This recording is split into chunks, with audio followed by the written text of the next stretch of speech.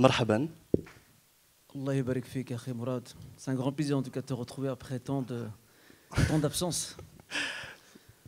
On s'est croisés un instant dans le local. Hein. Oh, je sais, mais bon, c'est juste un interlude ça. En tout cas, barakallahu fik pour répondre à notre invitation, pour te prêter au jeu surtout, parce que c'est vrai que ce n'est pas facile de faire face comme ça à une assemblée dans une formule aussi particulière, sur une chaise aussi haute, loin de la table qui nous sépare du public. Et donc, pour te lancer, la première question que je vais te poser, c'est de te demander est-ce que tu peux te présenter, mais je veux une présentation personnelle, où tu nous parles de qui est Moustapha Kastit, le conférencier qu'on connaît, qu'on côtoie depuis autant d'années. Donc, où est-ce qu'il a fait ses études, où est-ce qu'il a été formé, où est-ce qu'il a officié, et quelle pensée, peut-être même si une certaine philosophie te décrivait peut-être au début de la prédication, est-ce qu'elle a changé? Est-ce qu'il y a des nouveautés? Si tu me comprends. C'est beaucoup de questions, ça. C'est beaucoup de questions, c'est vrai. J'essaie d'en poser beaucoup. C'est pour commencer, c'est pour donner un peu la sauce au public. Très bien. Alhamdulillah, wassalatu wassalam ala rasulillah wa ala alihi wa sahbihi wa man wala. Avant tout, je tiens à souhaiter à mes frères et sœurs les bienvenus. Marhaban bikoum jami'a.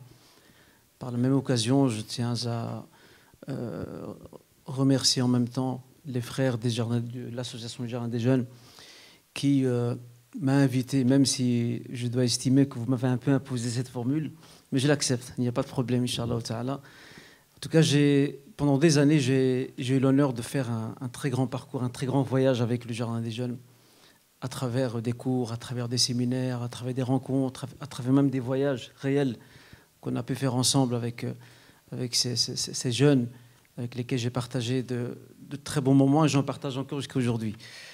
Ça, c'est pour la forme, on va dire. Maintenant, tu me poses une question un peu compliquée. Me présenter, moi, j'aime pas me présenter déjà par moi-même. Donc, je m'appelle Moustapha Kastit. Je donne le minimum d'informations. Enfin, je vais vous donner le minimum d'informations. J'aime pas parler moi-même déjà, d'une part. Moi, c'est tout simplement Moustapha Kastit. Je suis né à Bruxelles. J'ai grandi ici.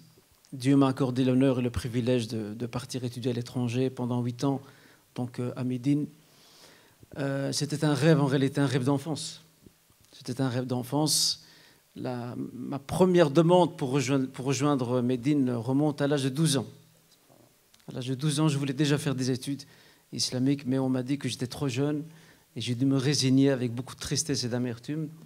J'ai dû me résigner à mon destin et attendre des jours meilleurs jusqu'à ce qu'elle se présente, donc en 89, où j'ai pu, alhamdoulilah, donc partir enfin.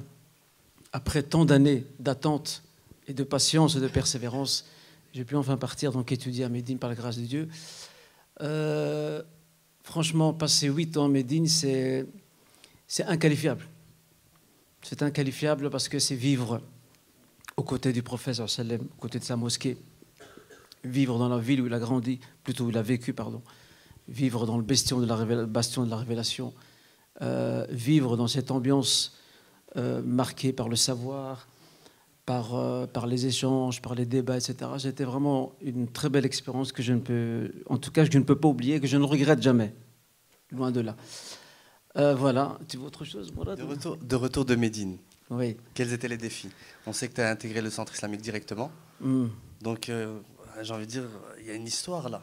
On parle aujourd'hui des 40 ans de l'islam en Belgique. Je pense que là maintenant on est déjà à presque 20 ans donc de ton retour de Médine. Alors le centre islamique c'était quoi à l'époque? Quel était ton travail, ton évolution? Et on sait surtout que maintenant tu as quitté le centre islamique. On te retrouve maintenant à Dar el-Hadith, à rue de la Limite. Toutes des questions que je me pose et que très certainement le public se pose. C'est vrai que tout le monde se pose la question, non? Voilà, c'est QFD. Tu es un bon animateur, Mourad, rien à dire. En fait, effectivement, je suis rentré en juillet 97. La date exacte, c'était le 27 juillet 97. Je suis revenu donc de Médine. Je suis arrivé ici à Bruxelles. Et le 18 août 97, avec précision, j'ai commencé officiellement à travailler au centre islamique. Bien sûr, mes fonctions au centre ont évolué au fur et à mesure du temps. Je me suis d'abord occupé de la bibliothèque du centre.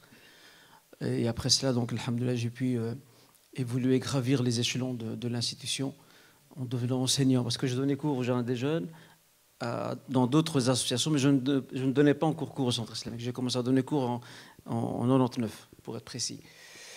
Et plus précisément, en avril 99, j'ai commencé à donner cours donc, au centre islamique. Et après quoi, petit à petit, j'ai cheminé. Après, je suis devenu donc Khatib Jumu'ah, donc je donne les sermons du vendredi à la grande mosquée. Et puis, donc, au fur et à mesure, on a commencé petit à petit à acquérir d'autres compétences, la médiation conjugale et familiale, la supervision de certains projets, etc. Enfin, voilà. En gros, c'était un peu ça, si tu veux, on va dire le milieu dans lequel j'ai évolué au sein du centre islamique jusqu'en septembre dernier, où là j'ai quitté mes fonctions du centre. Parce que depuis pratiquement, on va dire 3-4 ans, j'étais animé vraiment par un besoin qui me frustrait quelque peu, c'était de m'investir dans l'écriture. De temps en temps, quand j'ai le temps, j'écrivais un article comme ça rapidement. J'aime bien lire et écrire. Et donc en septembre, alhamdoulilah, donc après plus d'1 an de négociations avec les éditions Al-Hadith, j'ai enfin pu intégrer donc l'équipe. Alhamdoulilah, maintenant je me sens très à l'aise là où je suis. Mais je n'ai pas quitté le centre pour autant, hein. Donc je donne encore cours au centre, je donne encore le sermon de vendredi 1 fois par mois. Ça c'est pour situer le cadre général, l'Akhi Mourad, ainsi que notre noble assemblée quant à l'évolution par laquelle je suis passé. Bah, justement, tu parlais des cours que tu as donnés au Jardin de Jeunes. Je peux citer, je pense, le Tafsir Mawdou'i, il y a aussi le Wajiz qui a été donné, il y avait aussi l'Oral Arabia, le Hadith, Mustalah. Donc pas mal de cours qui ont été donnés. Parmi ces cours, il y a aussi donc, la Sira Nabawiya, la Sira du prophète alayhi salatu wassalam, qui compte presque une 90aine d'heures. Il y a aussi, c'est vrai qu'il y a pas mal de cadeaux quand même. En dehors de toutes les conférences qui ont été données pendant toutes ces années, il y a aussi les 4 califes, qui justement, on arrive à quel calife? On est encore chez Omar, on est encore avec non, Omar. Abou Bakr. Ah ouais, donc nous étions dans la fin de la période d'Abou Bakr, Inch'Allah. Et Inch'Allah, je compte reprendre, Inch'Allah, ce cours. Ça fait déjà les califes qui sont en suspens. C'est pas fini. Il y a encore les séminaires sur l'Empire ottoman. C'est aussi un cours que tu as dispensé avec le Jardin des Jeunes. Tout à fait. Et quel était le but justement de ce choix-là, les séminaires sur l'Empire ottoman? Le séminaire sur l'Empire ottoman, l'idée de base, c'est que je préparais un voyage à Istanbul avec mes étudiants du Jardin des Jeunes, dont tu devais normalement faire partie, mais tu t'es éclipsé après. Et j'avais organisé en 2010 un voyage en Andalousie. Pour les jeunes qui se souviennent, en Andalousie, un voyage inoubliable de 10 jours. On a fait 6 villes en Andalousie. Je leur ai fait donc une immersion dans le temps et dans l'histoire. Et après, donc, j'ai tout simplement soulevé l'idée de pouvoir organiser un autre voyage, mais cette fois-ci en direction d'Istanbul. Et là, j'ai prévu de donner quelques séminaires sur l'Empire ottoman. Seulement au début, le séminaire était exclusivement réservé donc, aux étudiants, à mes jeunes qui allaient partir avec moi. Après, je me suis dit pourquoi ne pas élargir donc, comment dirais-je, le public et veiller à ce que tout le monde puisse en profiter. C'est là qu'on a commencé à le faire, Al-Khalil. Et Inch'Allah, en septembre, à la rentrée, il y aura une suite, Inch'Allah, parce que je tiens absolument à terminer ce séminaire. Tu te rappelles à quel acte nous sommes arrivés? La conquête d'Istanbul, mais c'est l'acte numéro combien? Je crois que c'est partie 1, acte 3A / B. C'est vrai que la numérotation est assez compliquée, donc c'est un fameux exercice auquel je dois me prêter. Nous sommes à l'acte 3, première partie. Première partie de l'acte 3. Donc il y aura l'acte 3, deuxième partie, et puis après on continuera, Inch'Allah, la suite, jusqu'à terminer, jusqu'à la chute et l'effondrement donc, de cet empire musulman qui est l'Empire ottoman, Inch'Allah. La question que je me pose maintenant, et j'espère que vraiment le micro va commencer à tourner dans la salle, c'est que, bon, sans l'Empire ottoman, c'est encore, j'ai l'impression que c'est un Moussa Vakassid qui est tourné vers le passé, mais est-ce que c'est quelqu'un qui veut revenir vers l'arrière, ou est-ce que c'est quelqu'un qui veut étudier le passé? Quelles sont les raisons qui font que tu tournes autour sur que ton discours est beaucoup axé sur l'histoire, notamment avec cette nouvelle série qui sont les valeurs fondatrices de l'islam? Chers frères, chers sœurs, Akhi Mourad, en lisant, en me plongeant dans le livre d'histoire, j'ai remarqué une chose. J'ai remarqué une chose qui est assez frappante. Ça se résume à ce propos suivant.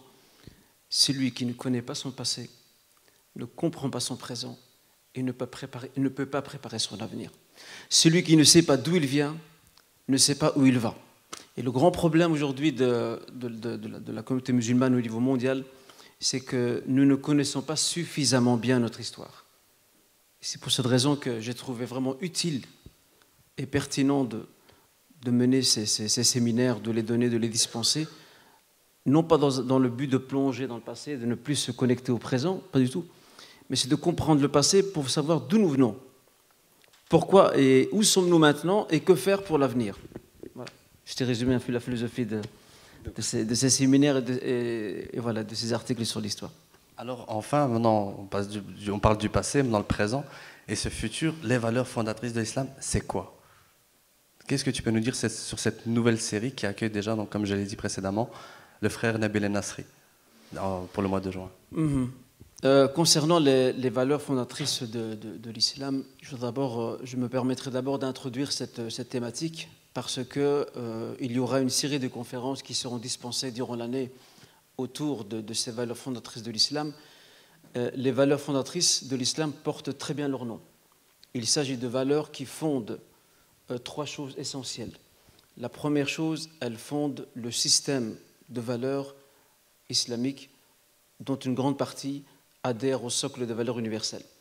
Deuxièmement, les valeurs fondatrices de l'islam fondent également, et c'est important de le souligner, fondent également l'identité musulmane. Et troisièmement, les valeurs fondatrices de l'islam fondent la personnalité islamique, al-shakhsiyya et l'islamiyya. Il est important aujourd'hui de revenir à l'essentiel. D'ailleurs, je pense que vous avez des séminaires dans le cadre des jeunes qui se dénomment, comment s'appelle le séminaire? Essentiel, voilà. Il faut revenir à l'essentiel. Et cette formule que vous avez choisie aujourd'hui, je la trouve très intéressante parce que, vous savez, j'ai arrêté de donner des conférences il y a exactement 3 ans. Et la raison qui m'a poussé à arrêter de donner des conférences, j'en donne encore, mais vraiment de manière très occasionnelle. En tout cas, ici à Bruxelles, j'ai relevé que nous sommes tombés dans de la surconsommation de conférences. Il y a trop de conférences. C'est de la surconsommation. On veut une conférence pour une conférence. Et tout comme on consomme beaucoup de produits, nous consommons aussi, parce que nous sommes dans un système consumériste, nous consumons aussi des conférences. Et ça, c'est un grand problème, ça. Donc, j'ai diminué mes interventions et les miennes maintenant sont plus ciblées, beaucoup plus ciblées qu'avant. Et celles-ci que vous proposez, que les gens proposent, sont aussi des interventions qui sont ciblées et où la formule change. Avant, c'était un intervenant avec un public qui écoute et qui assimile. La formule maintenant change.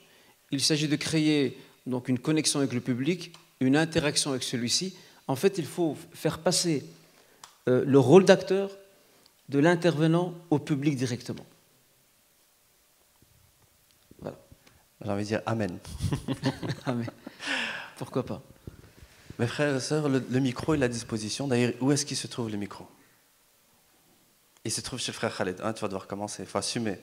Il faut assumer le micro.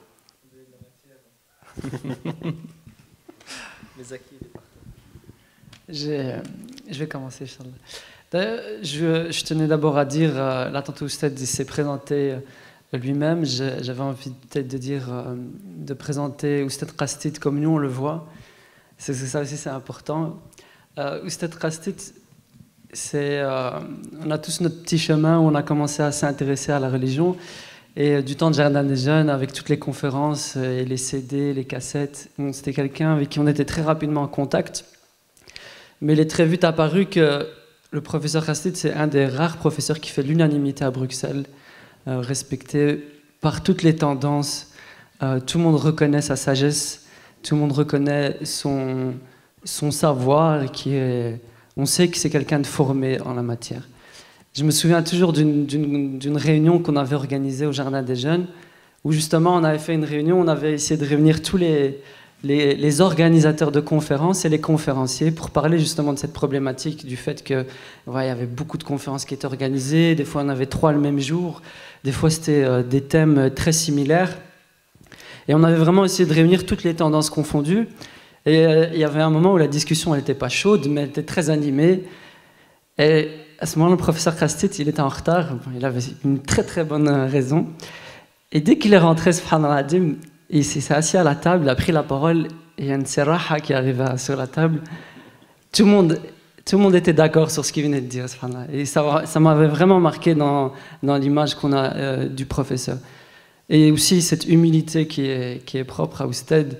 C'est le seul professeur que je connais quand il y a un conférencier qui vient, même des fois avec lequel il n'est pas complètement d'accord, et bien il vient, il se met dans le public, il s'assoit, il écoute, il prend note. Et ça, c'est quelque chose c'est riche d'enseignement. Au-delà de ce qu'il peut dire, il y a son attitude qui est aussi un enseignement. Maintenant, par rapport aux valeurs fondatrices de l'islam, je ne sais pas si le but c'est qu'on pose une question, qu'on pose une réflexion et qu'après on a la réaction du professeur. Marhaban, c'est vous qui donnez le rythme.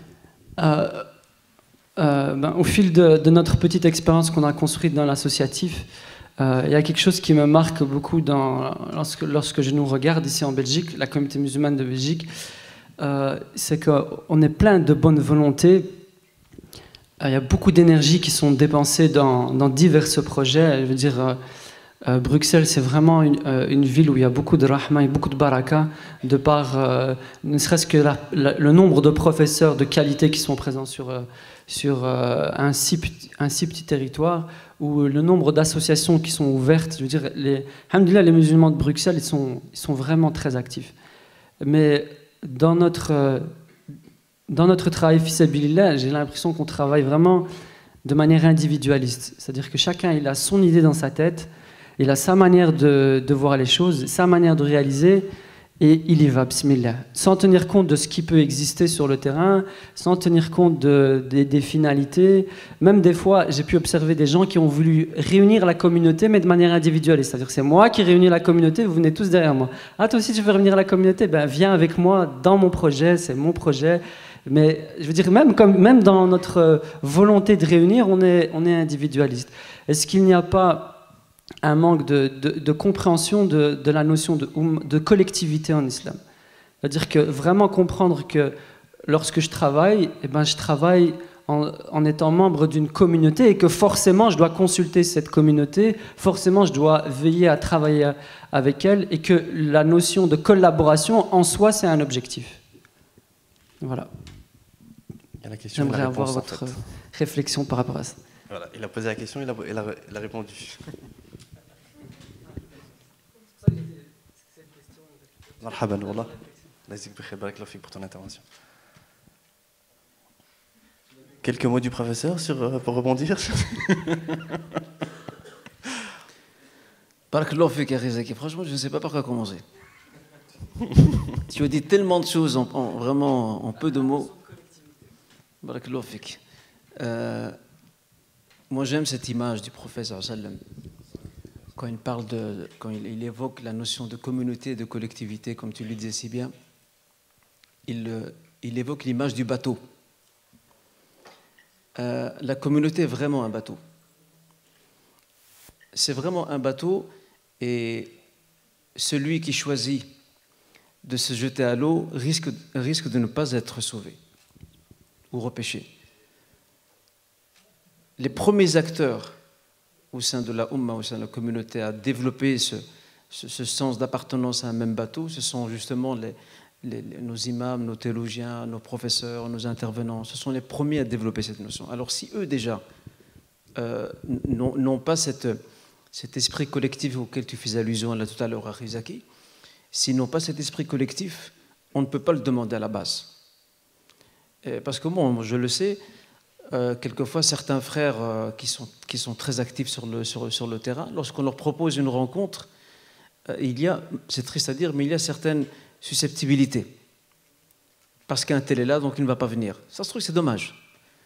Ce qu'on a besoin aujourd'hui, on a besoin d'une culture qui doit reprendre sa place au sein de la communauté musulmane. C'est cette culture de la diversité et de la pluralité. Il y a un auteur d'un égyptien très connu qui s'appelle Mohamed Ammara. Il a écrit un livre récemment, il y a peut-être un an, pardon. Le temps passe tellement vite qu'on pense que c'était hier. Il a écrit un livre justement sur la notion de tanawwu', donc de diversité, de pluralité. Il donnait l'exemple de la famille. Il dit une seule famille, les membres de la même famille, les frères et sœurs, etc. ils n'ont pas le même caractère, ils n'ont pas le même tempérament, quelquefois ils n'ont pas les mêmes opinions.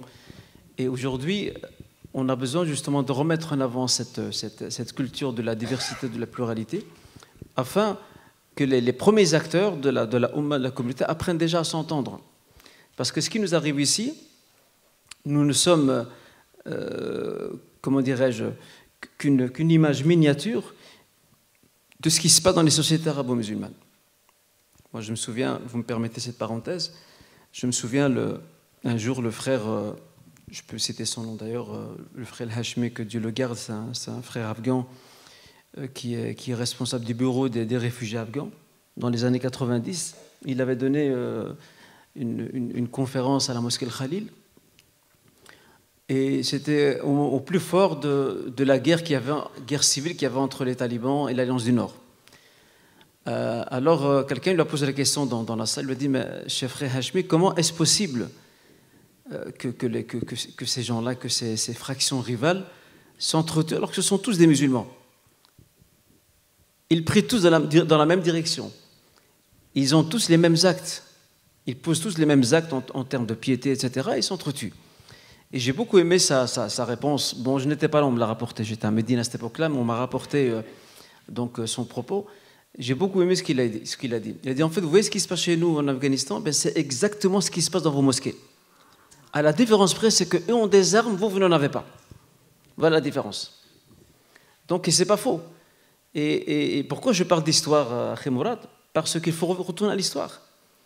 La Ummah, l'Ummah al-Islamia, elle a connu un moment de régression, un moment de paralysie, où les savants, les individus, donc le commun des mortels, n'étaient plus capables de réfléchir intelligemment, d'agir intelligemment, de débattre intelligemment, et des clans se sont formés. Des clans se sont formés, et malheureusement, la culture clanique, je vais l'appeler ainsi, la culture clanique s'est perpétuée jusqu'à aujourd'hui. Et on revoit ça encore aujourd'hui dans nos communautés. Donc c'est pour cette raison, Akhi Zaki, pour terminer par rapport à ta question, par rapport à ta réflexion, il faut revenir à ça. Il faut revenir, mais il faut avant tout que nos imams, nos intervenants puissent cultiver ça en eux. S'ils ne cultivent pas ça en eux, on ne peut pas demander aux autres de l'avoir. L'expression arabe dit très bien, faqid shay la yu'ti, celui qui n'a pas une chose ne peut pas la donner. Wallahu a'lam. À toi, Mourad. Une question ici à gauche. Ah, la sœur. Comme salam, wa barakatuh. Ça ne me dérange pas? Ah, super. Donc, salam alaikum. En fait, moi, je profite de votre présence, cher professeur, parce que dernièrement, je discutais avec ma petite sœur qui a 13 ans, et je discutais avec elle de sa foi, où elle en était, etc., etc. Et en fait, elle m'a dit quelque chose qui m'a secouée, pour pas dire qui m'a complètement troublée. Elle m'a dit, mais Nadia, en fait, tu me parles de religion, tu me parles de foi, tu me parles d'Allah, mais qui te dit que l'islam est la bonne religion? Qui te dit que l'islam est la vraie religion? Et comment on peut prouver qu'Allah existe vraiment? Parce que moi, à l'école, j'ai des cours de religion catholique, et ce qu'ils se disent, c'est pas si compliqué à croire non plus. Donc en fait, elle m'a bousculée parce que ce débat-là, j'ai l'habitude de l'avoir généralement avec des gens beaucoup plus âgés. Et quand je me suis retrouvée face à ma petite sœur, donc une gamine de 13 ans, je me suis dit, ok, par où je commence? Je lui ai dit, laisse-moi le temps d'y réfléchir. Et donc je profite en fait de votre présence pour vous poser directement la question. Vous, comment vous me conseillerez finalement de répondre à une enfant? Comment lui dire que l'islam est la bonne religion? Comment dire qu'Allah existe et qu'Allah est grand? Et elle m'a dit aussi, Nadia, si Allah il est bon, finalement, si je fais des erreurs, si je prie pas, si je porte pas le foulard, il suffit juste que j'ai le cœur bon et ça suffira. Donc en fait, je vous pose la question afin de savoir comment moi je pourrais lui répondre et comment faire en sorte, Inch'Allah, d'apporter la foi sincère dans son cœur, Inch'Allah.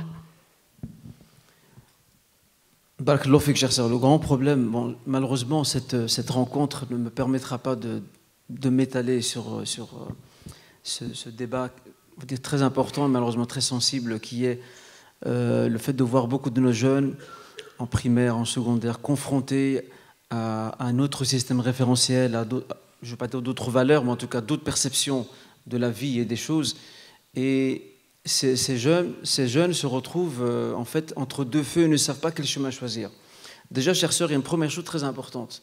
je ne vais pas généraliser, mais il y a déjà une très grande déficience en termes d'instruction et d'éducation dans les familles, pour commencer.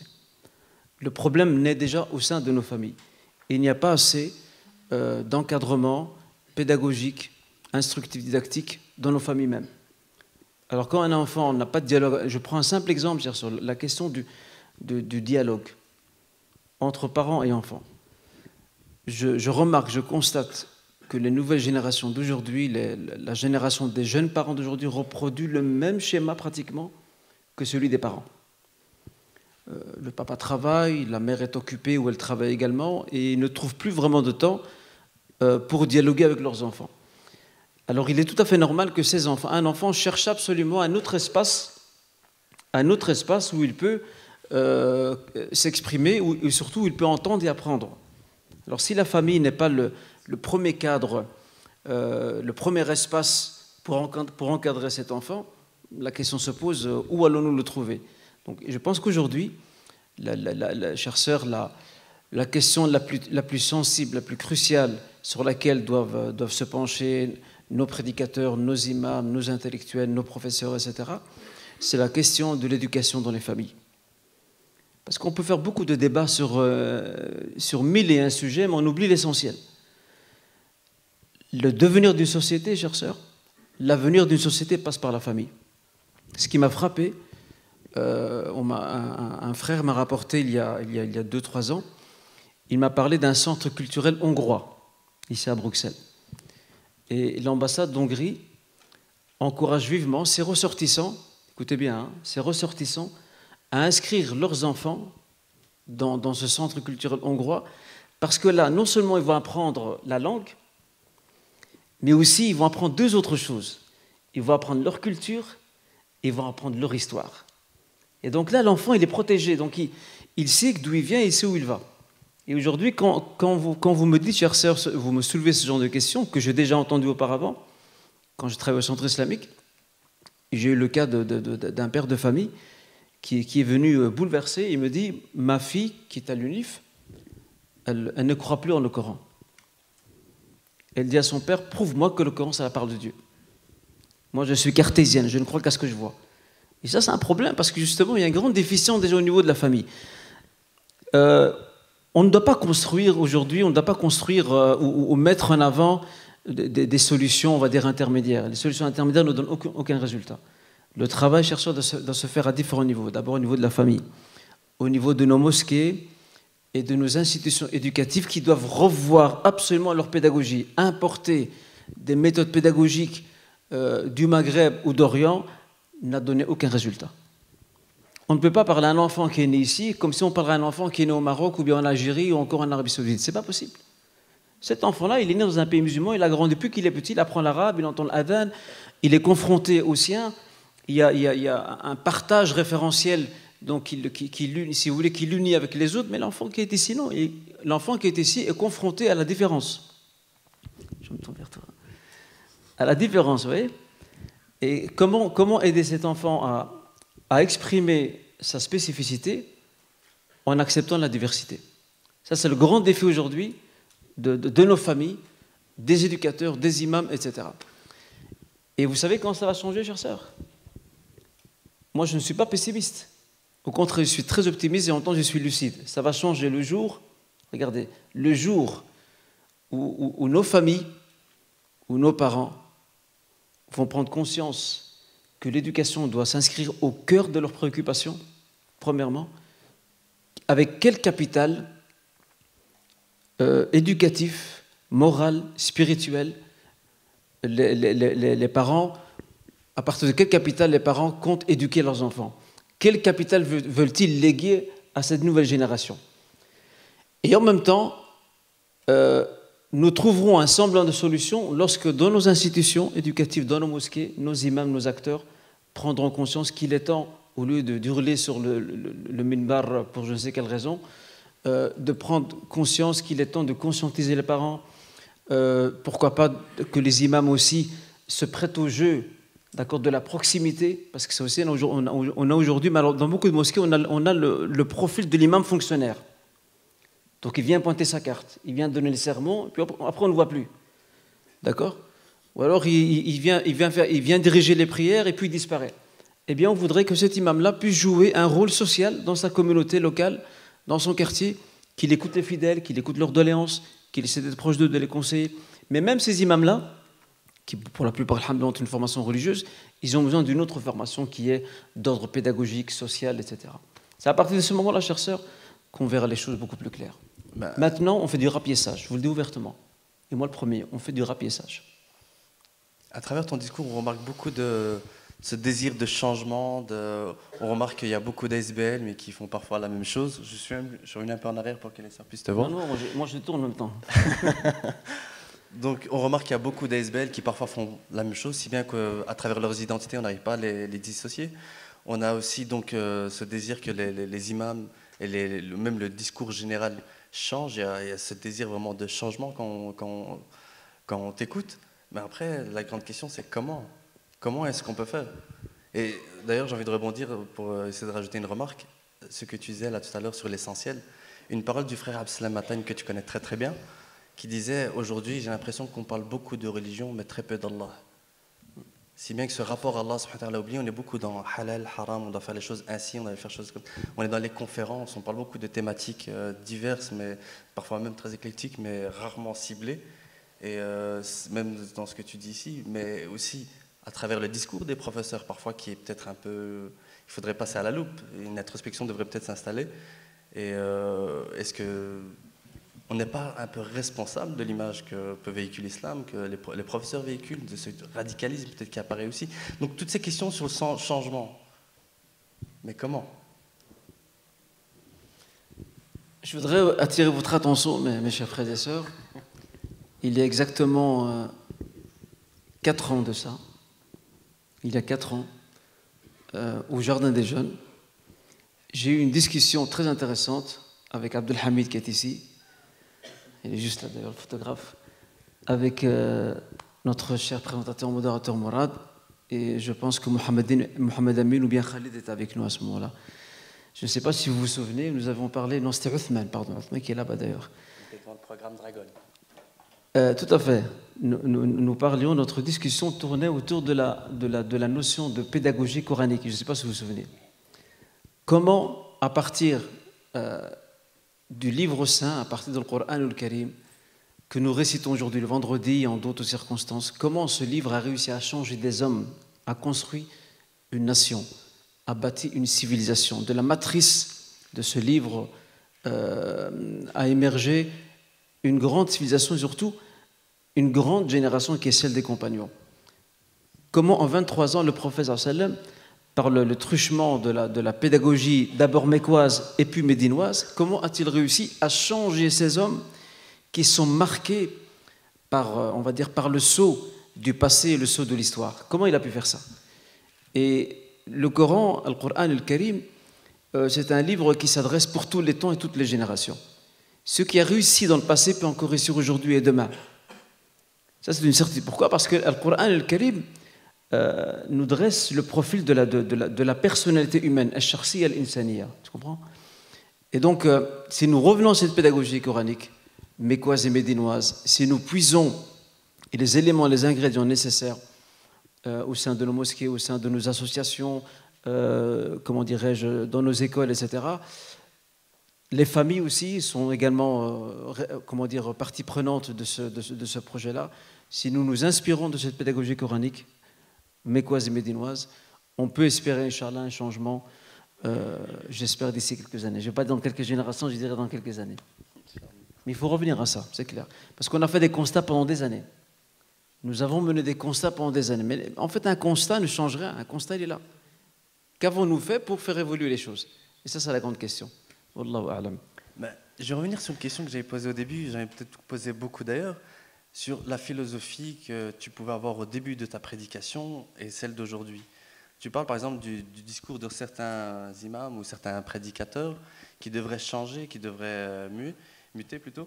Et je me pose la question, tu es revenu de Médine, tu as fait 8 ans en Arabie Saoudite, dans la ville sainte, où la réalité est complètement différente. Est-ce qu'à ton retour, quel était le défi que tu te lançais? Est-ce que je dois copier ce qui est là-bas, ici? Est-ce que je dois mener les gens vers cela? Est-ce que c'était le début de ta prédication? Est-ce qu'elle a changé? Donc, Mustapha qui revient de Médine, c'est quoi? En tout cas, c'est une bonne question, c'est une très bonne question. Moi, j'aime les questions de Mourad, machallah. Engagez-le, c'est bon, hein, comme modérateur. Akhi Mourad, je voudrais te dire une chose très importante. Quand tu restes 8 ans à Médine... D'ailleurs, juste, je vais te couper. Hein. Fadal. J'ai une petite anecdote par rapport à ça. Vas-y. Il y a quelques temps, au Jardin de Dieu, on avait relancé une conférence qui s'appelait Conseil aux jeunes mariés, qu'on a retranscrite pour permettre à tout le monde de même lire. Paraît-il, tu aurais reçu un mail suite à cette conférence qui a été republiée. Ce mail, je te laisse en parler. Mais avant de parler du mail, revenons un peu à la base. Quand je suis revenu de Médine, d'abord il faut savoir une chose. C'est que Médine, c'est un milieu donc, religieux, islamique, théologique. On fréquente des savants, des chouyours, des professeurs, etc. Matin et soir. En fait, on sommes dans une bulle fermée. Et même en Arabie, nous n'étions pas en contact avec la société saoudienne. À part le fait d'aller en ville pour acheter quelque chose, on ne sait pas exactement ce qui tourne dans la société. Tu vois, on était vraiment dans un milieu très hermétique, très fermé. Et ça laisse des traces. Moi, je me souviens quand je suis revenu en 96, je me rappelle, l'une des premières conférences que j'avais données aux jardins des jeunes, il n'y a aucun frère, aucune sœur qui a compris ma conférence et qui l'a saisie. Ils n'ont rien compris. Et en fait, c'était quoi le sujet? C'était sur j'essaie de me rappeler un peu le titre que j'avais donné à l'époque. Je l'avais donné en arabe et en français. C'était sur l'art du dialogue. Mais c'était tellement technique, tu vois. C'était tellement académique, universitaire que je me souviens, les jeunes de l'époque, ils me regardaient avec des grands yeux, je voyais qu'ils n'ont rien compris. Tu vois, il y avait ça. J'avais donné aussi, tu parlais là tout à l'heure de Tafsir Mawdu'i, donc l'exégèse thématique. Tafsir Mawdu'i. C'était pendant l'été, il y a plusieurs années de cela, j'avais donné un sujet traitant de la manière dont l'islam a prohibé donc, le vin, al-khamr. Pour quelles raisons? Quelles sont les sagesses? Il y avait une partie très théologique. Eh bien, je me souviens, à la fin, il y a un frère qui est venu me voir.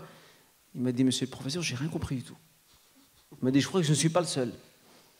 Alors, j'ai posé la question à quelques frères, entre autres celui qui m'accompagnait souvent à l'époque. Et il m'a dit, c'est vrai que j'ai rien compris. En fait, c'était trop académique. C'est un peu ça le problème que des frères qui étudiaient à l'étranger, que ce soit à l'époque en Syrie ou en Égypte, encore en Arabie, c'est quand ils reviennent ici, ils sont complètement... Et moi, j'ai eu ça. On est complètement déconnecté de la réalité. Dans le sens où on revient avec des idées, quelque peu faites, on va dire, avec des constructions qui sont propres au milieu où on était, et puis hop, on est installé, on est parti. Et je pense avec le temps, cette perception des choses finit par changer. L'expérience, les lectures, les rencontres, et puis franchement, je remercie mon Seigneur d'avoir passé ces 16 ans au centre islamique. Ça m'a beaucoup aidé. Pourquoi? Parce que j'ai rencontré la communauté, j'ai rencontré des non-musulmans, on a eu des débats, des échanges, et ça m'a permis d'avoir un autre regard sur la société qui n'était pas le même que celui que j'avais quand je suis rentré de Médine. Donc avec le temps, il y a beaucoup d'idées qui se sont estampées, il y a beaucoup de choses qui ont évolué, et voilà, donc alhamdoulilah. Ta question, c'était par rapport au mail, c'est ça? Au mail. Bah, c'est clair. Moi, j'ai été assez surpris lorsque les frères ont publié sur ma page Facebook, ils ont retranscrit la conférence. Bon, c'est une conférence que j'ai donnée, c'était je pense en 2000, je sais plus, 2002 ou un truc comme ça dans ces environs-là, 2001-2002. Quand je réécoute cette conférence, sur beaucoup de questions, je n'ai plus le même point de vue. Sur beaucoup de questions, je n'ai plus le même point de vue. Tu vois. Et c'est pour ça qu'au début, bon, à l'époque, j'aurais souhaité que vous m'en parliez avant, je vous l'avais dit.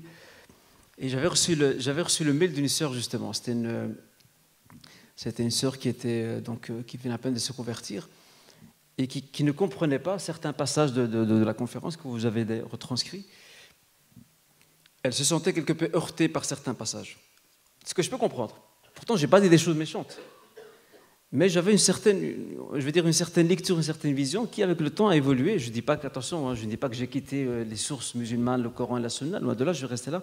Mais on est obligé quelquefois J'aime pas le mot contextualiser parce qu'on a l'impression que lorsqu'on contextualise, pour reprendre l'expression d'un frère qui disait au nom du contexte, on censure le texte. Je n'étais pas dans cette optique-là. Moi, j'étais plutôt si tu veux, dans une approche plus pragmatique, plus pédagogique, tu vois, de série de problématiques, on trouve celle du mariage. Tu vois. Il faut aussi avouer que c'était pendant un mariage, en fait, que c'était pendant un mariage, avait été enregistrée, donc peut-être même le public t'avait influencé. Le public, je ne suis jamais influencé par le public, moi. Hein. C'est vrai? Jamais. Le public d'aujourd'hui réussira à t'influencer? Le public ne m'influence jamais. On m'a posé la question à Al-Kawthar d'ailleurs. Al-Kawthar, on m'a demandé pour l'anecdote. Il y a un frère qui est expert en communication, on a eu une formation avec lui. Et il y avait un autre frère qui était avec moi, un autre professeur. Alors, ils nous ont demandé de faire un dessin. Et c'était quoi? Le dessin, c'était de dessiner un cochon. Sur un cochon, l'animal, sur une feuille. Ce qui était frappant, subhanallah, c'est que le frère qui était avec moi, à qui on a demandé de dessiner le cochon, il a dessiné avec beaucoup de détails. Il est dessiné au bord de la feuille. Tu vois, vraiment vers le haut de la feuille. Moi, j'ai tourné ma feuille, je l'ai mis en mode paysage, comme on dit. Je l'ai dessiné au centre et j'ai retenu que les traits les plus importants. Alors qu'on a remis nos deux feuilles, l'expert en communication, il a commencé à comparer. Il a dit, c'est impressionnant. Je dis, qu'est-ce qui se passe? Il a dit, je vais décrire la personnalité de chacun. Il a dit, quant à vous, vous avez dessiné au centre. Le fait de dessiner au centre, avec peu de détails, très peu de descriptifs, ça veut dire deux choses. Premièrement, vous faites beaucoup attention. Vous ne foncez pas dans le tas, vous faites attention, vous prenez toutes les précautions. Et deuxièmement, le regard porté par l'autre ne vous intéresse pas. Du l'autre frère, c'est le contraire. Il a mis tout en haut parce que c'est la porte de sortie. Lui, il fonce. Et deuxièmement, il a mis beaucoup de détails parce que le regard de son public est très important. En fait, il s'adapte en fonction du regard de son public. Ben, je dis, c'est tout à fait ça. Moi, un public ne m'a jamais influencé. Je n'ai jamais été prisonnier de mon public. Ouais, je vais céder la parole à quelqu'un qui pourrait être déstabilisé, par contre. Ah, oula. Tadal, Mustafa. Mais avant ça, je pense qu'il y avait la sœur qui avait une question, non?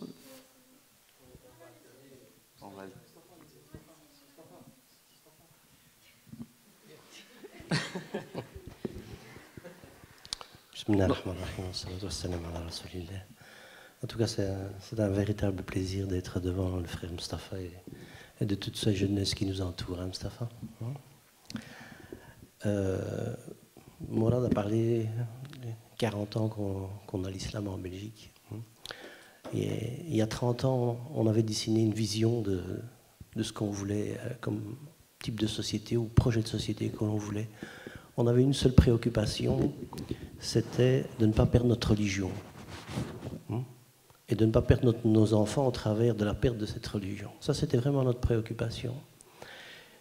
Et ce projet de société, on a joué à l'explorateur.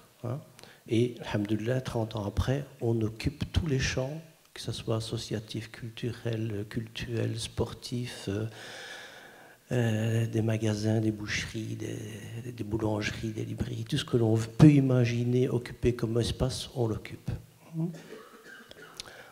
Et alhamdoulilah, dans toute cette exploration, on a touché à tout. Et aujourd'hui, on se rend compte que on n'a pas travaillé de façon structurelle. Ça, c'est certainement une chose. C'est peut-être ça qui explique aujourd'hui qu'on était un peu tous perdus, parce qu'il faut repenser à une deuxième étape. C'est quel type de société aujourd'hui?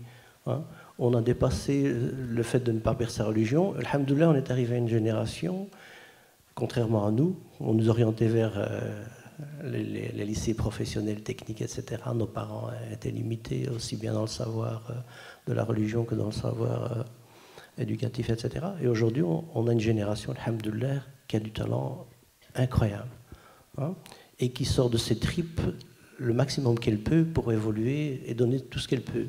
Mais on n'a toujours pas défini l'étape suivante. Qu'est-ce qu'on veut comme société, nous, aujourd'hui? Et qu'est-ce que ces jeunes, aujourd'hui, avec leur capacité intellectuelle et tout leur savoir qu'ils ont acquis, veulent comme société? Et je me demande, pour rebondir à ta première phrase, on est des consommateurs de conférences. Et tu as aussi dit une chose intéressante, même beaucoup de choses intéressantes. hein, c'est que pour se projeter dans le futur, on a besoin de comprendre notre passé et aussi notre passé est très riche. Est-ce qu'on ne pourrait pas se lancer un défi? C'est que parallèlement à tout ce que tu vas expliquer au travers des séances d'information sur l'essentiel du savoir qu'il faut, est-ce que parallèlement on ne peut pas aussi faire un autre exercice? C'est sur base de toute cette connaissance, de tout cet acquis, de tout ce que tu vas donner, de se projeter dans le futur, hein, et de définir au travers de ce que tu vas dire du passé, comment est-ce que nous on voit ce futur, et surtout le baliser, hein, en disant, dans 2 ans il faut être là, dans 3 ans il faut être là, dans 5 ans il faut être là, quoi.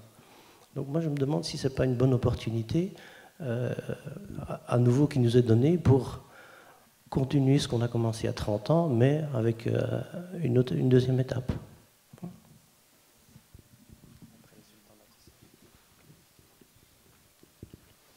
Donc, si je comprends bien, Moustapha, tu proposes, donc, au-delà de la dynamique qui existe maintenant au sein de la communauté musulmane à différents niveaux, tu proposes une autre dynamique, c'est ça? Parallèle. On ne soit pas que consommateur de ce que tu veux. Ouais. Et ce serait quoi cette dynamique, si tu devais mettre des mots sur les actions qu'il faudrait poser, ce serait par exemple?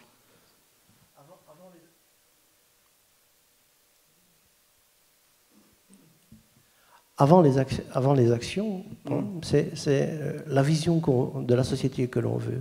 Aujourd'hui, on est consommateur, on nous formate l'esprit de façon incroyable pour devenir individualiste et consommateur de toute une série de produits purement matériels.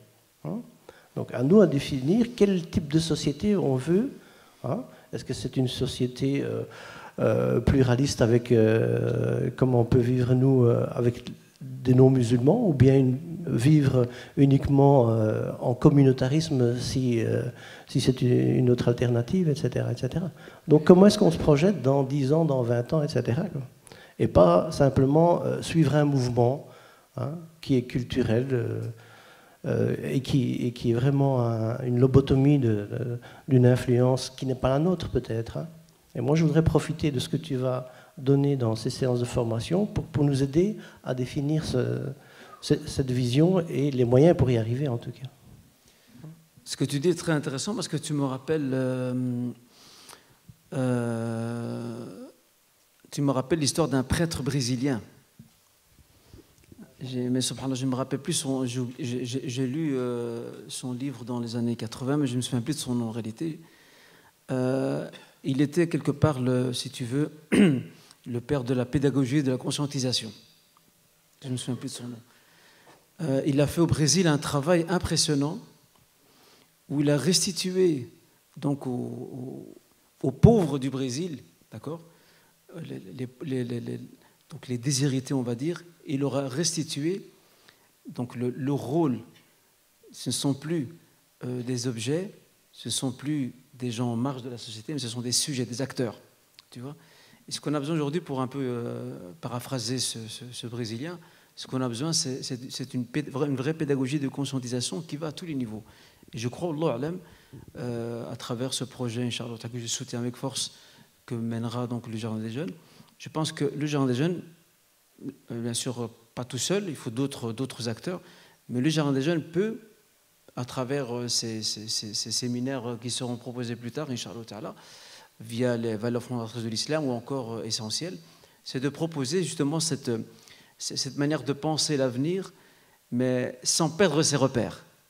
Tu vois, c'est ça qui est important. C'est comme quelqu'un qui marche, si tu veux, sur une route, il faut d'abord qu'il sache d'où il vient. Parce que s'il avance, premièrement, s'il ne sait pas où il va, et même s'il sait où il va, mais il ne sait pas d'où il vient, il aura du mal à revenir à sa base. Tu vois. Et là, je te rejoins effectivement tout à fait sur ça. J'espère en tout cas que le retour à l'essentiel proposé par, entre autres, hein, bien entendu, par le Jardin des Jeunes et ces séminaires ou ces conférences séminaires sur les valeurs fondatrices de l'islam pourraient proposer ce cadre-là et s'enrichir de vos réflexions à vous toutes et tous pour pouvoir faire avancer ça, Inch'Allah. Ça, je partage tout à fait ton point de vue.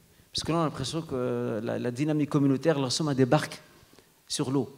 Ça va dans toutes les directions. Et il faudrait peut-être essayer de penser à travers cette conscientisation, de penser à cette vision qui nous projette dans l'avenir sans qu'on puisse perdre ses repères. Wallahu a'lam. C'est des grandes choses à faire. Pour les personnes qui viennent de nous rejoindre, les retardataires, il s'agit bien d'une rencontre. Nous sommes à votre disposition. Il y a un micro qui tourne dans la salle. Il suffit de lever la main. Il y a la sœur là-bas il y a la sœur d'abord, puis il y a le frère Khalid. Et je crois qu'il y a une main tout là-bas, tout au fond qui se lève.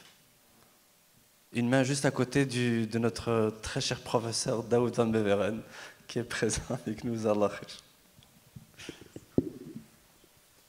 Salam alaikum. En fait, moi je voulais rebondir sur ce que la sœur disait avec l'histoire de sa petite sœur. En fait, pour moi, ça fait référence directement à un manquement. Enfin, pour moi, c'est directement à l'école arabe. On a un gros problème par rapport à l'école arabe. Et enfin, pour moi, à mon sens, on a beaucoup parlé d'éducation, de générations futures. Et pour moi, l'essentiel à faire, c'est une grosse réforme au niveau de l'enseignement à l'école arabe, parce qu'on manque clairement de pédagogie. Moi, j'ai fait 6 ans à l'école arabe. Enfin, mon niveau, il est vraiment moyen. On a limite un niveau exécrable. Et on n'a pas, malheureusement, ces professeurs qui ont l'amour d'enseigner et d'inculquer des valeurs à leurs élèves. Et en fait, cette réforme regrouperait vraiment l'importance de la spiritualité chez l'enfant musulman, l'adolescent musulman, en fonction de son âge, parce qu'on ne s'adresse pas à tous les publics de la même façon. Également, la construction de la personnalité islamique, ça aussi on en a parlé. Et en fait, je voulais faire le parallèle avec l'excellence avec laquelle on devrait travailler. Parce que, personnellement, je trouve que chez nous les musulmans, on est vraiment très brouillon par rapport aux non-musulmans. Et je trouve ça vraiment dommage que pour nous qui travaillons fils sabilillah, on a oublié qu'on travaillait pour qui avant tout, et on ne travaille pas pour les gens, pour Allah. Et justement, Allah, il nous a nommé la meilleure des communautés. Et je trouve ça dommage qu'on ne se rende pas compte de la grandeur d'Allah et que ça se traduit vraiment sur notre façon de travailler. Et voilà, Allahu a'lam.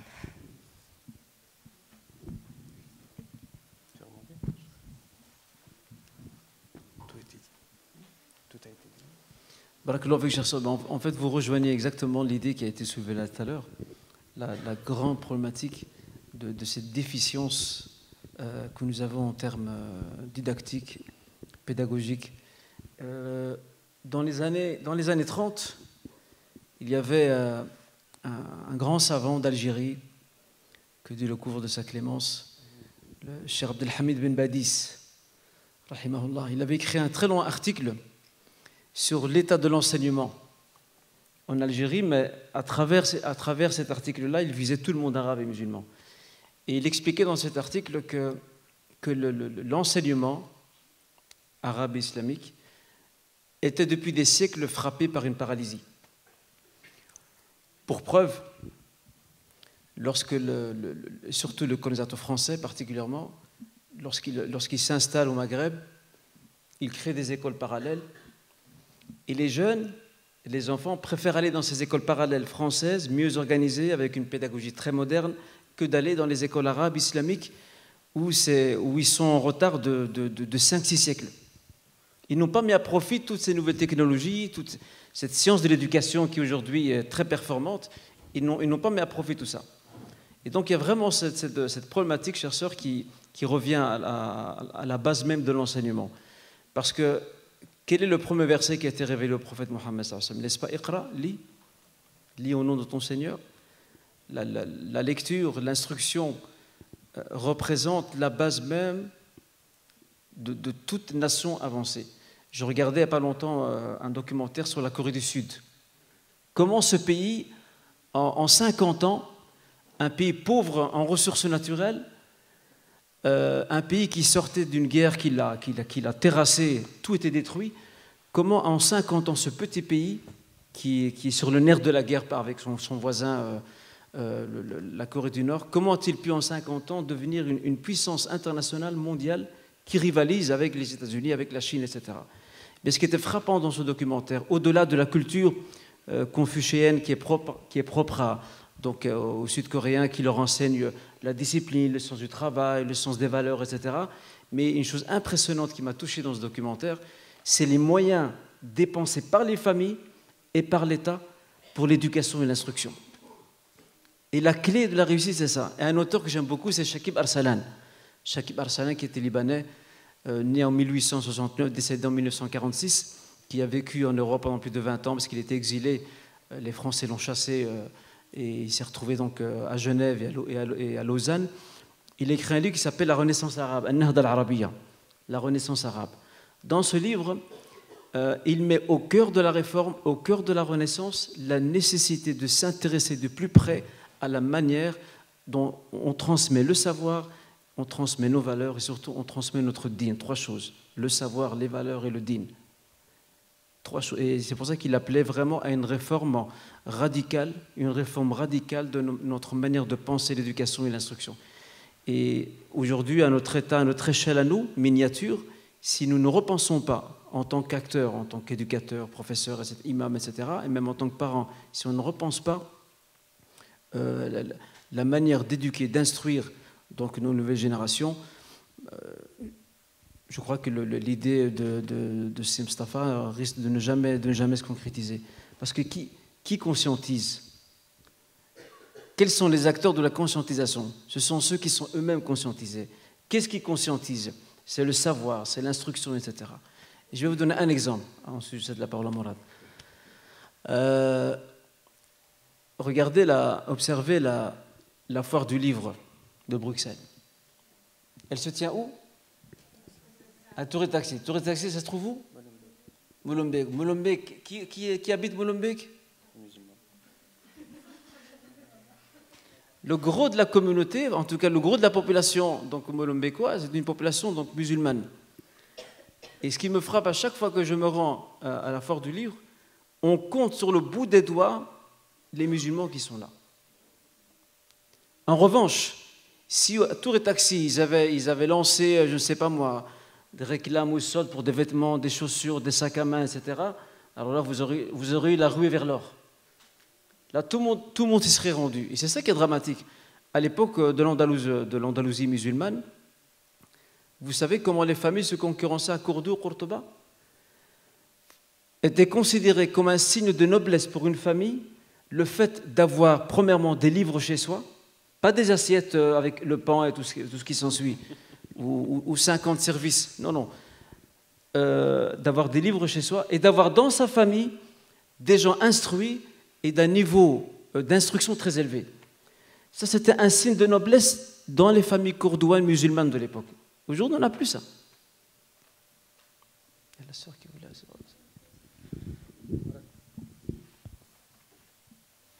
Si on peut peut-être remettre le micro à la sœur, mais ça va être très bref, puisqu'il y a encore beaucoup de mains levées. Ah oui, il y a une fameuse liste. On viendra vers vous, si vous permettez, plus tard, Inch'Allah. Je cède donc la parole au frère Khalid. Salam alaikum. Je voudrais juste partager avec vous une réflexion que je me suis faite sur l'importance du sujet, les valeurs fondatrices de l'islam, Inch'Allah. Je me suis dit qu'on aspirait tous en fait à restaurer la grandeur de la civilisation islamique. Je crois que c'est quelque chose qu'on a tous au fond de nous. Pour m'en convaincre, il me suffisait de me rappeler les 2 voyages que tu as évoqués au début de ton intervention, l'Andalousie et Istanbul, et auxquels j'ai eu le privilège et l'honneur de participer. On a eu à Grenade, par exemple, le palais de l'Alhambra, qui évoquait la grandeur des sultans passés. Ou alors Cordoue, la belle mosquée de Cordoue, où Stan nous a rappelé qu'à la prière de l'Fajr, à l'époque, 10 000 personnes se rassemblaient pour prier la prière. Alors qu'aujourd'hui, il est même interdit de faire ne serait-ce que 2 rak'at pour la salutation de la mosquée. Et on vous tient à l'œil, n'essayez même pas.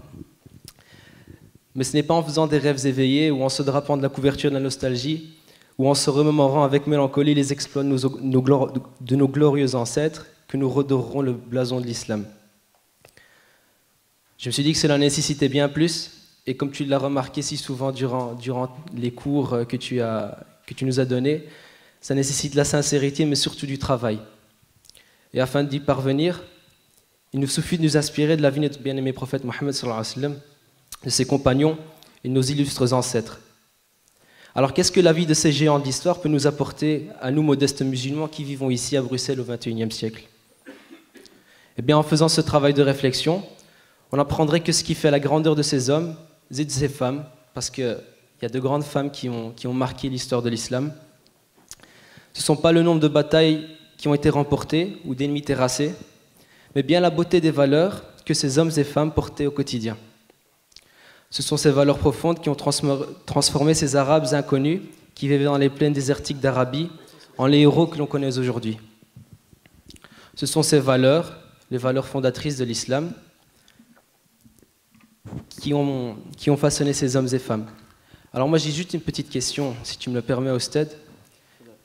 C'est quelles sont ces valeurs fondatrices qu'on va découvrir durant ces rencontres, et à quel niveau on peut les traduire, nous autres musulmans, au quotidien, durant notre vie. Mais je vais te laisser peut-être finir de te réhydrater. Pardon, c'est de l'insolence de ma part. Je vais juste revenir peut-être sur la question que j'ai t'ai posée après cette petite réflexion que je m'étais faite. C'est quelles sont ces valeurs fondatrices qu'on va découvrir durant ces rencontres et que l'on va découvrir, et à quel niveau est-ce qu'on peut les traduire au quotidien, dans notre vie, avec les gens qui nous entourent. Barakallahu fik.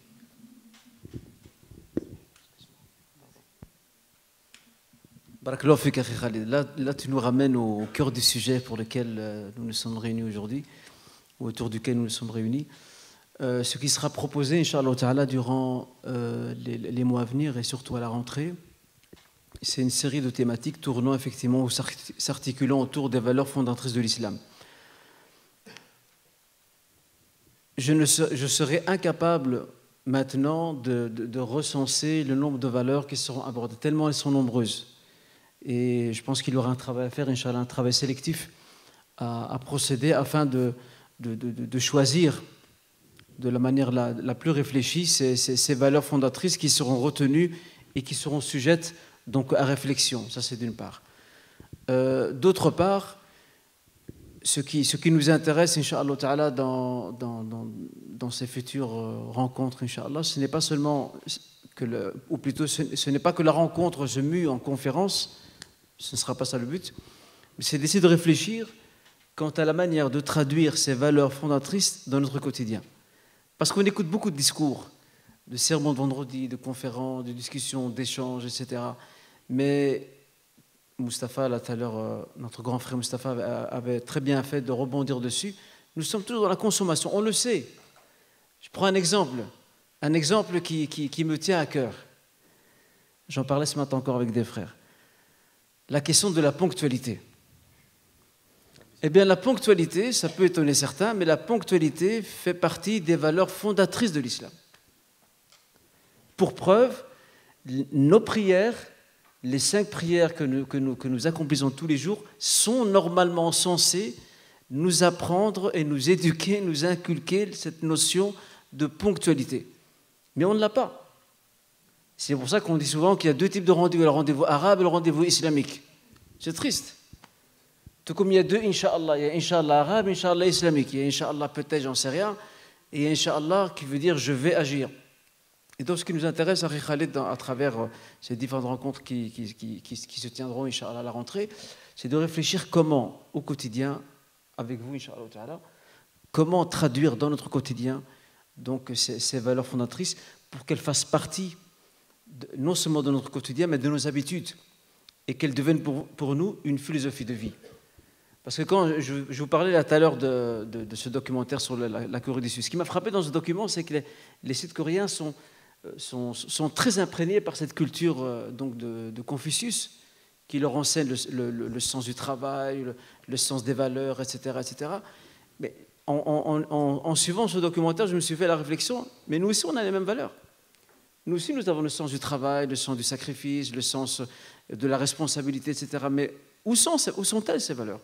Alors j'espère, Inch'Allah Ta'ala, qu'à travers ces différentes rencontres qui se feront dans le futur, qu'on puisse non seulement les redécouvrir, mais plus important, se les réapproprier, afin qu'elles fassent partie de nous-mêmes au quotidien, Inch'Allah Ta'ala.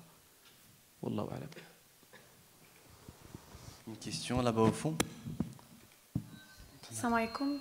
Tout d'abord, je tiens à vous remercier pour les différentes pistes de réflexion qui ont été apportées. Et j'aimerais rebondir sur ce qui a été dit concernant l'aspect brouillon de la communauté musulmane, ce qui a été dit. Je pense, et c'est une réflexion que je me fais souvent quand on invite des musulmans et des frères et des sœurs à prendre part à des activités d'organisations non musulmanes, on voit un certain refus et les personnes se braquent sur elles-mêmes parce qu'elles ne veulent pas se mélanger et donc on tombe dans un certain communautarisme pour des projets. Et ensuite, on arrive à entendre des discours comme on est brouillon, on n'est pas assez professionnel. Et je pense que la première chose qui pour moi est quelque chose de concret qu'on peut faire, c'est rentrer dans ces associations dites professionnelles qui ont une certaine structure, qui ont beaucoup à nous apporter.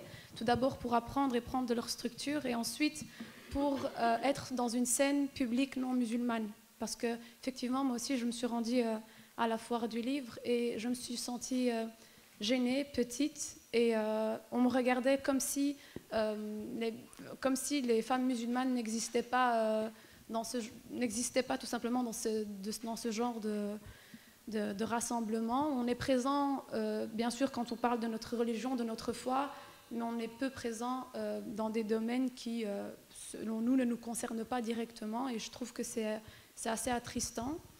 Et je voulais simplement dire que quant au dialogue interculturel, on est un peu loin, parce qu'on se plaint, et c'est vrai qu'on a été fort déçus par des personnes non musulmanes, mais souvent, ce sont des personnes qui sont dans une certaine ignorance et qui ne demandent qu'à poser des questions. Et nous, on se braque sur nous-mêmes, on fait nos projets, on essaye d'être dans la collectivité ou autre, mais on fait rarement ce pas vers les autres, et eux aussi ne le font pas. Mais je pense que c'est quelque chose à l'avenir à travailler, d'intégrer des structures non musulmanes pour apprendre et ensuite pour être simplement visible et revendiquer nos droits, si je peux dire ça comme ça, et notre présence ici à Bruxelles et dans des institutions qui n'ont pas l'habitude de nous voir. Barakallahu fik, chère sœur. Pardon. Ce que vous dites est très pertinent, chère sœur. La question de s'approprier certains outils qui nous permettent d'agir avec professionnalisme, mais aussi avec éthique islamique. Parce que le problème, c'est qu'il y a beaucoup qui veulent mener des projets dits associatifs, mais il n'y a aucune éthique islamique. L'éthique islamique est complètement diluée. Donc on a besoin d'éthique islamique, mais en même temps, cette fameuse spécificité dont on parlait tout à l'heure, mais en même temps, à côté de cela, on a surtout besoin de professionnalisme. Et je reviens, vous m'excuserez, je reviens encore sur l'exemple de la Corée du Sud, parce que c'est très intéressant. Vraiment, c'est un documentaire qui m'a beaucoup intéressé. Je vous le recommande d'ailleurs. Pardon ? Il y a aussi l'exemple de l'opticien. L'exemple de l'opticien. Tu m'en parleras. Ah oui. Je reviens sur l'exemple de la Corée du Sud. La Corée du Sud, qui était un pays très arriéré, très féodal. Vous savez que ce pays a été occupé par les Japonais donc au début du XXe siècle jusqu'en 1945, lorsque le Japon a perdu la guerre. Et ce qui est frappant, assez étonnant, c'est que les Sud-Coréens ont tiré profit de l'organisation très moderne qu'avaient les Japonais. Je m'explique. Les Japonais avaient leur administration au sein même de la Corée du Sud, administration coloniale. Ils géraient ce territoire qui appartenait à l'Empire. Eh bien, les Sud-Coréens se sont réappropriés les mêmes outils qu'utilisaient les Japonais en termes d'organisation du temps, en termes de professionnalisme dans les actions, etc. Et en fait, ils ont fait en sorte que ce professionnalisme, que ces méthodes modernes qu'utilisent les Japonais, ils ont fait en sorte que ça leur appartienne. Que ces méthodes-là puissent faire partie des ingrédients de leur réussite. Et moi, je compare souvent avec le Maghreb, par exemple. Sim Travail doit certainement me rejoindre là-dessus, avec le Maghreb. Les Français, lorsqu'ils étaient au Maghreb, un très simple exemple. Ils ont construit des routes, des ponts, etc. Bien aujourd'hui, bon, peut-être ça a changé maintenant quelque peu, mais fut un temps, certaines de ces routes, à force d'être laissées à l'abandon, elles ne ressemblaient à plus rien par rapport à ce qu'avaient entrepris donc les Français en termes de construction, d'infrastructures, etc. Tout ça pour dire que nous avons pris le plus mauvais, ou les éléments les plus mauvais qu'il y avait chez le colonisateur, et les meilleurs éléments, on ne les a pas pris. Et c'est pour ça que nous sommes en retard dans tous les domaines. Donc il serait intéressant, Inch'Allah, comme disait notre sœur, de se réapproprier ces outils qui représentent un patrimoine universel, ce n'est pas propre à l'Occident. D'ailleurs, l'Occident lui-même a appris chez nous, permettez-moi cette expression, il a appris en Andalousie et en Orient avant de gagner sa renaissance. Ben pourquoi nous aussi, on ne peut pas, à notre tour, nous réapproprier ces mêmes outils en gardant, bien sûr, je rappelle, notre éthique islamique, en faisant attention à notre spiritualité aussi. Et ce n'est que de cette manière, Inch'Allah, que l'on peut entrevoir, si Allah subhanahu wa ta'ala nous l'accorde, un avenir meilleur. Wallahu a'lam. Je pense qu'il y a encore une dernière question tout au fond. Salam alaikum. Est-ce que tu nous feras le plaisir de te lever pour qu'on puisse t'admirer? Vous voulez me voir? Bon, okay. Donc d'abord j'ai envie de m'excuser parce que j'ai pas assisté à l'introduction, donc peut-être que ma question elle est à côté de la plaque, donc je m'excuse déjà. Mais donc le titre c'est Valeurs fondatrices de l'islam. Alors moi j'ai une question qui a à voir avec les valeurs fondatrices du musulman. Il y a de ça quelques semaines, je discutais avec quelqu'un où je débattais, où je me battais, je ne sais pas, et on parlait au niveau de la pédagogie des valeurs qu'on transmet aux jeunes. Et je lui disais que, en fait, moi, personnellement, je transfère ou je partage avec un jeune des valeurs islamiques, des valeurs qui me sont inspirées de ma religion, de ma foi personnelle. Et donc, le frère, il me dit « Ah non, c'est pas des valeurs islamiques. La valeur dont tu me parles, elle est universelle. Parce que la valeur que l'islam partage, toutes les autres religions partagent, et même un athée partage la même valeur. Il me dit qu'elle ne peut pas être une valeur islamique si c'est une valeur qui est partagée par tous. Et il me dit, mon ami, sois humble, et dis pas que ta valeur, c'est une valeur qui est propre à l'islam. Il faut que tu dises que c'est une valeur qui appartient à tout le monde. Et donc, il m'a dit qu'on ne devait pas avoir la prétention de dire que ce sont nos valeurs à nous. Et moi, j'étais choqué, je dis...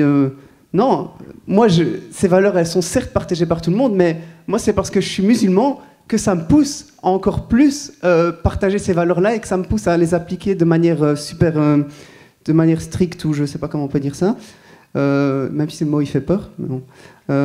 Donc moi, j'ai une question, c'est on doit dire valeurs humaines, islamiques, universelles, belges, européennes. Et si vous pouvez répondre à cette question, parce qu'il m'a dit cette question dans le débat, et le débat il s'est arrêté là parce que je n'ai pas pu répondre. Il m'a dit, si c'est une valeur islamique, cite-moi une valeur qui est exclusivement de l'islam. Donc voilà, merci beaucoup. Shukran. C'est un guet-apens, ça. C'est pas un guet-apens, Inch'Allah. Barakallahu fik, cher frère, pour cette question. Chers frères, les valeurs islamiques sont en même temps des valeurs universelles. Et qu'est-ce qui les rend islamiques? C'est un seul mot. Chers frères. C'est un seul mot, chers frères. Un seul mot qui rend les valeurs islamiques. C'est le seul. Elles sont universelles, on est d'accord. Vous savez c'est quoi ce mot?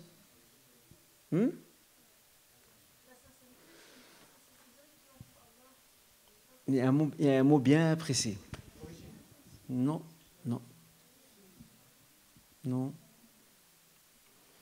Celui qui trouve ce mot, je demande à Mourad de lui remettre un petit cadeau, Inch'Allah, un livre ou quoi que ce soit. On lui donnera tout ce qui reste des tartes de Dialine. Des tartes? Des tartes. Tout ce qui reste. Qui sait me dire quel est ce mot qui pose le tampon islamique sur ses valeurs? Non, pas la crainte révérentielle. Oui, chère sœur? Il y a un cadeau. Celle qui trouve le mot, ou celui, bien sûr, ça ne tombe jamais, vas-y. Elle gagne, après je m'avance, mais j'imagine que l'équipe me suivra, 1 an d'accès gratuit au séminaire. Ce qui peut représenter un cadeau bon. Et oui, il n'y a qu'une chance. Donc si on commence à s'amuser à dire 3-4 mots, ça ne fonctionne pas. Oui, chère sœur, allez-y. La fitra? Non, même le non-musulman, il a aussi une part de fitra. Non. Oui, j'en sais. Pardon? Fisabilillah.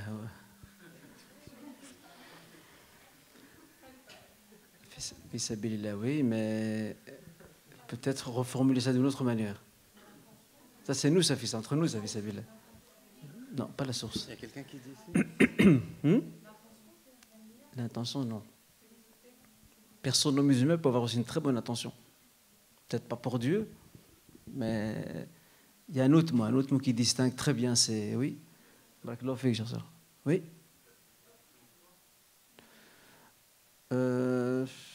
C'est plus général que ça. Tout au fond, tout au fond. La sœur tout au fond. Nia. Ça a déjà été dit. Afan. Non. Donc on a déjà eu la soumission, l'attestation de foi, la nia, la sincérité. Ah, il y a le frère là, ici, là. Hein? Oui, j'ai un frère, allez-y. Ikhlas. Masha'Allah, Ikhlas, Masha'Allah. Barakallahu fik, cher frère. Il a droit à un séminaire gratuit de l'année. Mais c'est pas l'Ikhlas. Avec plaisir. Parce qu'il a répondu, c'est un petit garçon qui répond, c'est bien ça. Non, c'est pas l'Ikhlas. Il y avait des mains qui étaient en arabe en plus, l'Ikhlas. Il y a d'autres... Allez, je vais vous aider. Hein? At-taqwa, non. Je vais vous aider, mais je ne sais pas faire plus que ça. Si tu les aides, c'est 6 mois gratuits, hein. C'est plus 1 an. Bon, c'est un mot en français. Hein. D'abord, c'est en français, pas un mot en arabe, c'est en français. C'est un mot en français. Un mot français, pardon. Ça commence par un T. Non, tawhid, c'est... La tolérance, d'après une Non. Non. On manque de créativité, là. Hein. Pardon? Ça fait 2 mots, là. Hein. Non.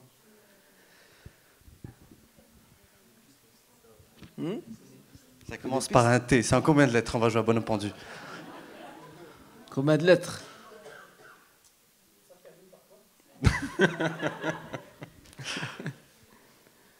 Je les compte. Hein. Allez, est-ce qu'il y a quelqu'un qui a une autre proposition? Aïssa, là, tout au fond, là. Aïssa, qu'est-ce qui se passe, là? Non, pas la théologie, non. Donc la théologie a été dite, ce n'est pas ça. Professeur Daoud. Pardon? Masha'Allah, c'est ça. La transcendance. Barakallahu fik. Ah, j'aurais pas dû lui poser la question, lui. Hein.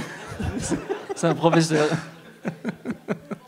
La transcendance, en arabe on appelle ça ar-rabbaniya. La transcendance, c'est ce qui démarque très clairement, en tout cas c'est ce qui permet de qualifier ces valeurs universelles de valeurs islamiques. La transcendance, tout à fait. Ben voilà, Daoud, tu t'arranges avec les frères hein, pour... Ah non, lui son cadeau c'est... Il veut de l'argent, pardon, il veut de l'argent. Il devra dispenser pendant 1 an des séminaires. C'est différent avec lui. Ah, Fouane, il y a un micro, je ne sais pas si quelqu'un s'exprime. Non, pas vraiment, pas vraiment. Enfin, c'est un sous-produit, on va dire, ouais. Tawhid, c'est beaucoup plus général. La transcendance, c'est un thème bien précis. La transcendance, c'est ce qui permet à ces valeurs d'être, si vous voulez, d'avoir cette assise spirituelle qui rapproche l'individu de son Seigneur. La transcendance donne un sens précis lié vers l'au-delà. La transcendance donne également cet aspect qui dépasse, on va dire, comment vais-je dire ça, d'une manière beaucoup plus française et correcte.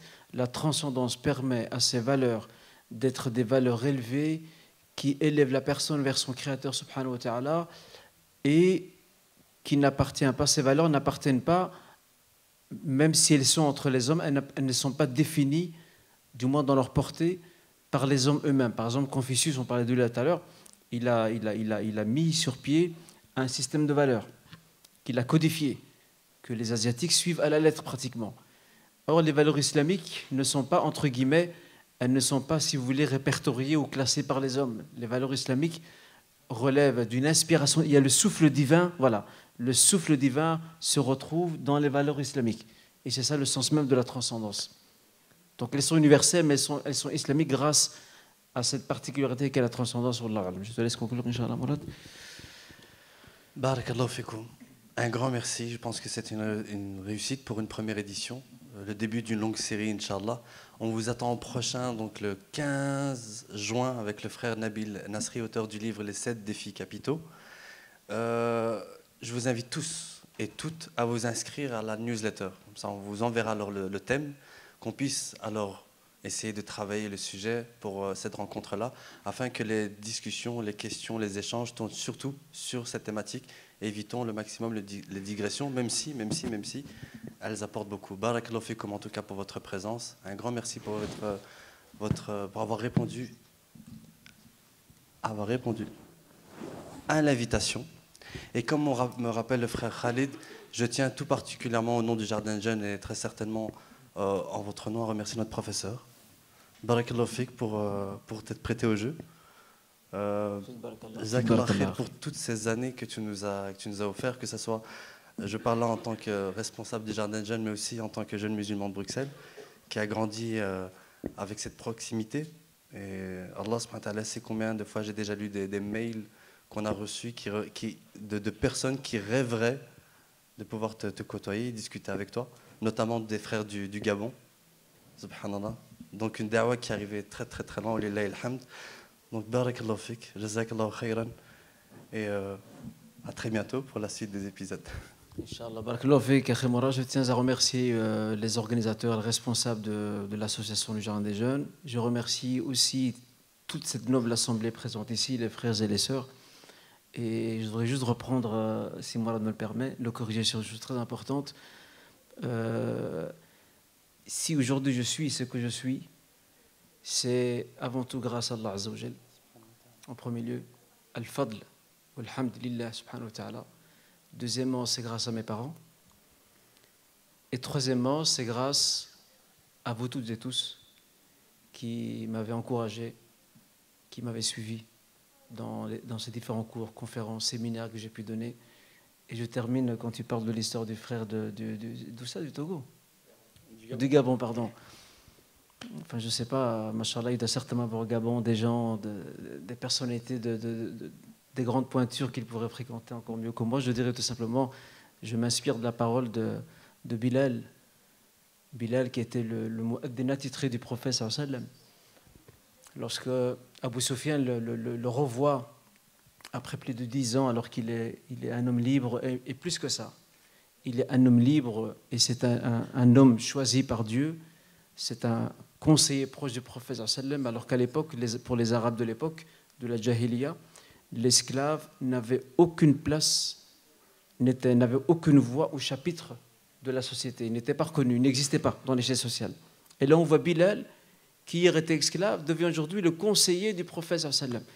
Et qu'a dit Bilal lorsqu'Abu Sufyan l'a regardé, il a vu qu'il avait changé, il lui a dit « Tu as beaucoup changé, Bilal ». Alors il a dit une très belle parole qui franchement m'inspire beaucoup. Elle lui a dit « Je ne suis que ce que Dieu a fait de moi ». Tout simplement. Je ne suis que ce que Dieu a fait de moi. J'espère, Inch'Allah, que nous toutes et tous, nous serons à l'image de cette parole de Bilal, d'être tout simplement des gens simples, Inch'Allah, et que l'invocation prophétique qu'il aimait dire « Allahumma ahini miskinan, wa amitni miskinan, wa ahshurni fi zumratil masakin » « Oh mon Seigneur, fais-moi vivre dans la simplicité. Fais en sorte que je meure dans la simplicité. Et veille à ce que je sois ressuscité du nombre ou parmi les gens simples et humbles. Ça doit être notre qualité, notre valeur fondatrice. Et c'est là-dessus que je conclue, Inch'Allah. Et barakallahu fikum en tout cas, vous toutes et tous, et j'espère vous revoir très bientôt. Et je remercie vraiment les frères, et vous m'avez fait honneur d'être le premier à intervenir sur les valeurs fondatrices de l'islam, d'introduire cette série de rencontres, et qu'Allah vous récompense. Et j'espère qu'Allah subhanahu wa ta'ala nous réunira tous et tous, fil Jannah, au paradis, auprès du meilleur des hommes qu'est le prophète Mohammed sallallahu alayhi wa sallam, et en compagnie de ses nobles compagnons élus de la Ummah. Barakallahu fikum, et je vous dis assalamu alaikum wa rahmatullahi wa barakatuh.